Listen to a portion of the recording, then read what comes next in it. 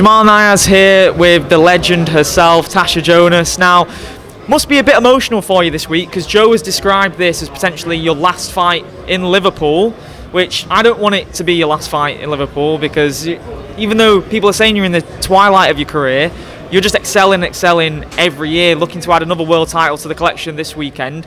How are you feeling? Is it emotional? Do you feel you need to put on an incredible show for the fans, especially this time around? I always want to put on a show, but that's more for the standards that I've got for myself and I set for myself, not to please anybody. You know, some fights you can box terrible and win, and some fights you can box amazing and lose. So how you box is irrelevant to the result. I just want to do myself justice, do Joe justice, and all the work that we do. 100%. And do you feel more in particular for this fight because you've been out of action for so long, you're itching to get in there and just really put a stamp on this year heading into a massive 2025 for yourself, because there's so many super fights for you on the table next year, aren't there? Yeah, I just think just to get momentum back is the biggest thing. To be out the ring for nearly 11 months is just far too long.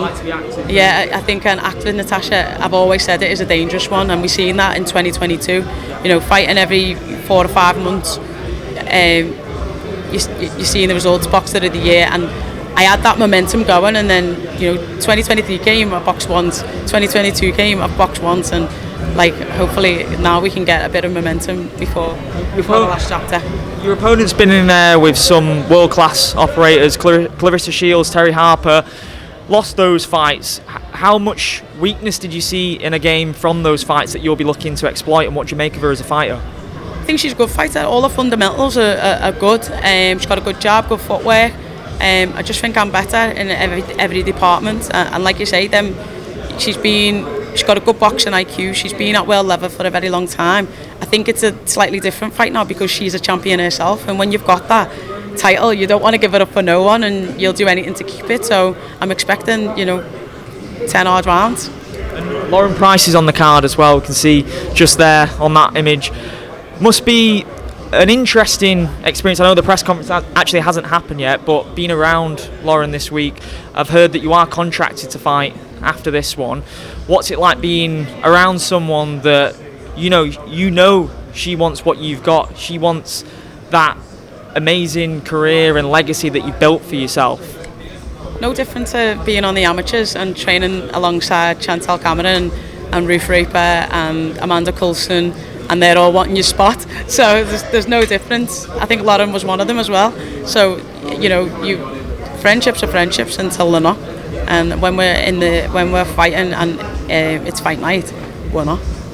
And she's made it clear, ideally for her, she would have liked to have fought you this weekend. What have you made of? There's no beef whatsoever, but there's definitely a bit of tension. There's going to be a bit of tension when two people want to fight each other. What do you make of her as a fighter and as a person? As a person, as a fighter, she's a good fighter. And accolades say that she's a good fighter.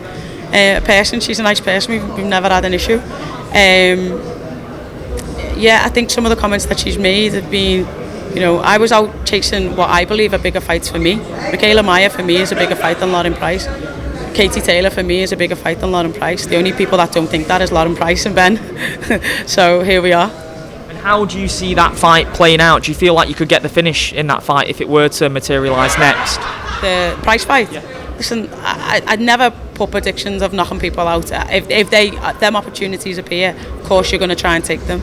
But she's an Olympic champion. She's a world champion now, and it'll be a tough fight. I know you don't like to put predictions out of knocking people out, but Joe is like your biggest fan. Of course he's your biggest fan, and he's said a lot of stuff over the years that has come true, and he said obviously it's no secret you want that Katie Taylor fight again. Huge fight. It'd be an incredible last dance for you both if it was to happen at some point. And he said he believes if you were to fight again that you would knock Katie Taylor out. Now, I'm not going to ask what you think because I know you don't want to offer predictions, but do you think there's serious weight in what he's saying?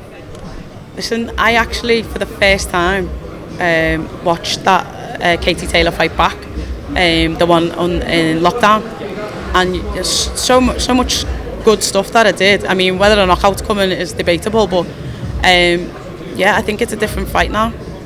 You know, she's had, since that fight, she's had some absolute wars when you look at the Chantel Cameron fights, Amanda Serrano that's just happened as well. Like, what do you make of her as a fighter now compared to when you last fought over lockdown? I think you can never, you're never going to underestimate Katie, because even when you think, oh, you know, the Chantel Cameron first fight, oh, she's done, and then she came back and won it convincingly in the second. So it's like you can't, and I'm the same. I know when people doubt me, that it puts an extra bit of motivation. You get a bit of grit between your teeth and think, I'll show them. And every time it's asked of her, she pulls it out the bag. You know, I thought Amanda Serrano would. I mean, it was a close fight, and anytime you fight anyone, elite female, it's always going to be close. Whether that's me, Sandy, Lauren, Michaela Mayer, Katie, Chantel, any of us fight, it's going to be close because we're all elite. We're all elite fighters. Final one for me. How would you describe that relationship between you and Katie? Because you're both very humble, incredible fighters, fiercely competitive as well. How would you describe the way you look at each other as competitors? I think just respect. You know, we let our fists do the talking in the ring. We don't have to talk bad about no one. It's mutual respect. Perfect. Best of luck Saturday night. Appreciate your time. Thank you.